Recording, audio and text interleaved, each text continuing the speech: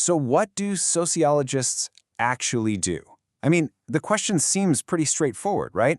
But for a field that's been around for more than 100 years, the answer can be surprisingly fuzzy. And for a lot of people, it's a subject that's, well, a little unsettling. And it's true, isn't it? Nobody gets weird about, say, chemistry or geology.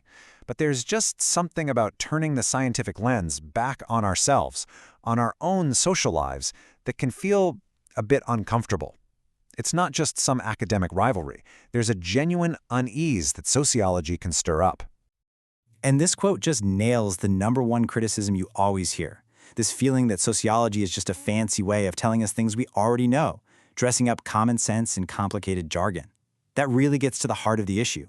And it makes our first question even more important. So what can sociologists really tell us that we don't already know? To get to the bottom of this, we've got to face these criticisms head-on. We need to explore what it is that makes this science so uneasy for so many of us. Okay, so these are the big ones. You've got people saying the field is just too vague, that it doesn't have a clear subject. Then there's the idea that it takes away our free will, claiming we're all just puppets pulled by invisible social forces. Some people think it's inherently political or radical. And, of course, the big one we just talked about, it just tells us the obvious. Let's see if any of that actually holds water.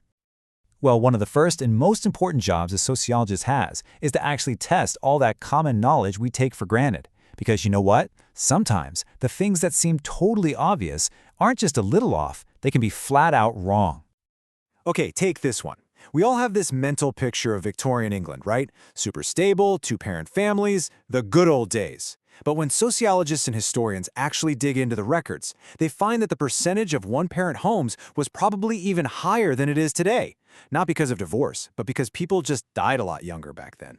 Or how about this idea? You hear it all the time, that the UK is constantly crippled by strikes, and that's a huge drag on its economy. But when you actually look at the data, which is exactly what sociologists do, you find that, compared to a lot of other developed countries, Britain's strike rate isn't particularly high at all.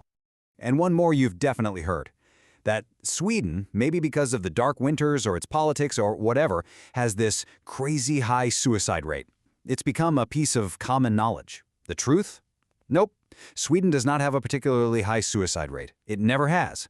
And correcting these false ideas is a really important job, because these myths can feed real prejudice. But sociology is so much more than just a fact-checking service. This is where it gets really interesting. Its real power is in making us see the invisible structures and the unspoken rules that quietly guide our lives every single day. Let's look at 4 key ways it does that. Think of this like the sociologist toolkit. These are the core functions they use to get beyond the surface of things. It's how they help us understand different cultures, see the ripple effects of our actions, and really get the mechanics of our social world.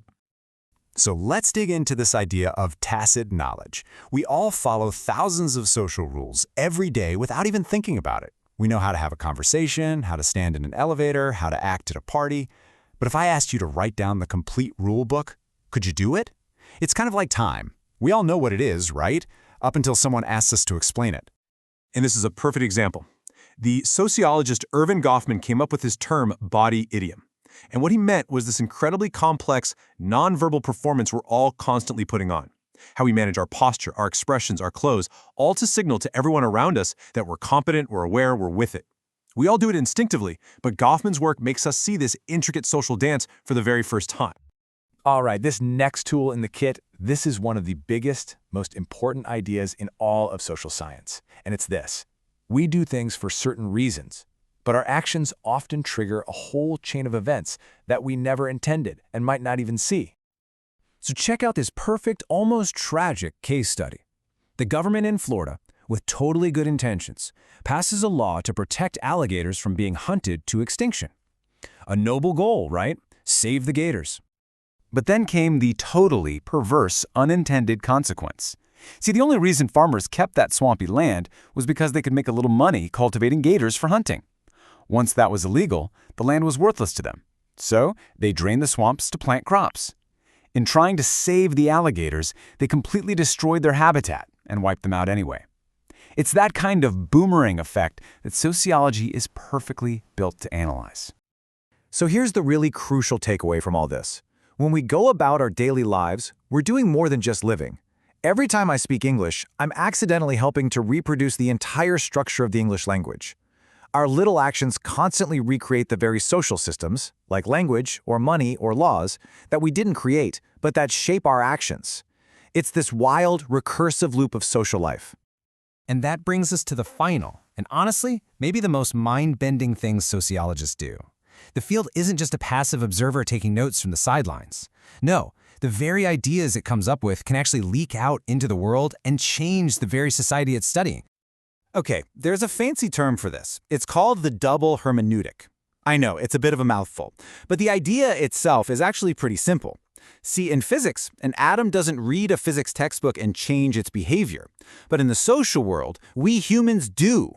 Ideas created by sociologists get out there and they change how we think about ourselves and how we act.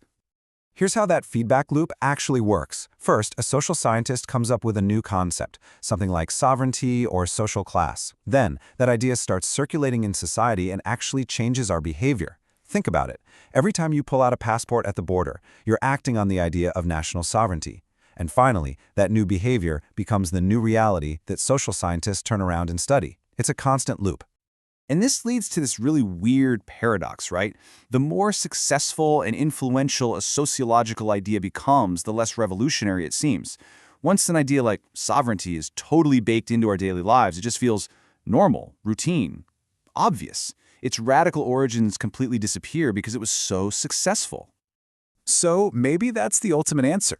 Sociology isn't just another subject in a university. It's the very way that modern societies learn about themselves. It's the engine of our reflexivity, the way a society thinks about itself and then changes itself. And today, that is just more important than ever. We're living in a world of massive, global-scale change. Our ability to understand the systems we've built, to see their unintended consequences, and to change them when we need to, well, that's probably our greatest asset for survival. So we kind of end up back where we started, but with a whole new perspective. The real question isn't just, what do sociologists do? It's, in a world that feels like it's balanced on a knife edge, how can we all use these incredible tools of self-understanding to find a better way forward?